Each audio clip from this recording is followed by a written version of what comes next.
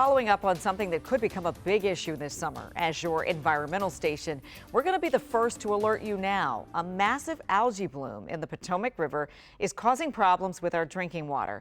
Officials tell us that is what prompted last night's boil water advisory. It's now been lifted in D.C. and Arlington. But they say they've never seen anything like this before. Scott Broom is the only environmental reporter here in the DMV working on our top story. So let's get to him live. He's at the Algae treatment plant in Northwest tonight. Scott, you've been telling us all day that this algae is yet another sign of our changing climate, and we need to get ready for this.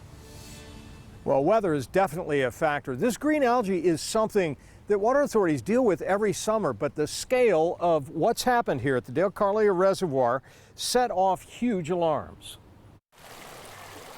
We traveled upstream into Montgomery County to see the algae for ourselves. The water is pea soup green in the Potomac there, running low and warm on a hot summer day.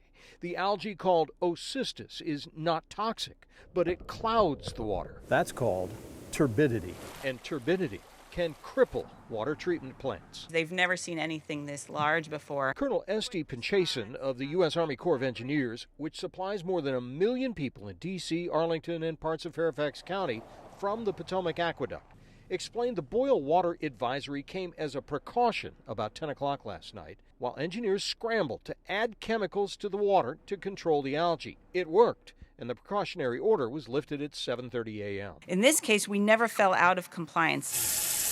Pinchason said the water is safe to drink, but what's going on in the river is a concern. Not only is the river here upstream of Washington running really, really low for this time of year, the water is hot.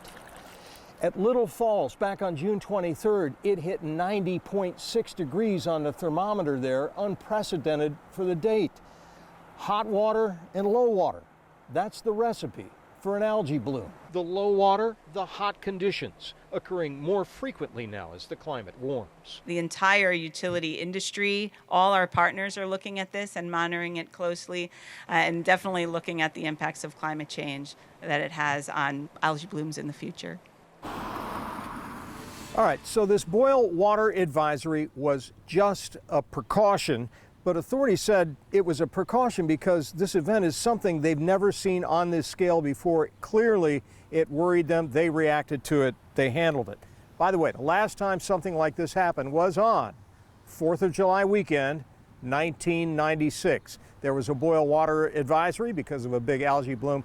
That time, we were boiling water in the D.C. area for 2 weeks before it was resolved. So good news that this one was taken care of right away. In fact, they didn't even cross the threshold into bad water, so they were able to lift the advisory right away. Reporting live at Algae Reservoir, Scott Broom, WUSA Now. Yeah, that's good news for us. We thought about that last night and thought, boy, we hope this is handled pretty quickly, because that was a long couple of weeks dealing with that back in 1996. All right, Scott, thank you.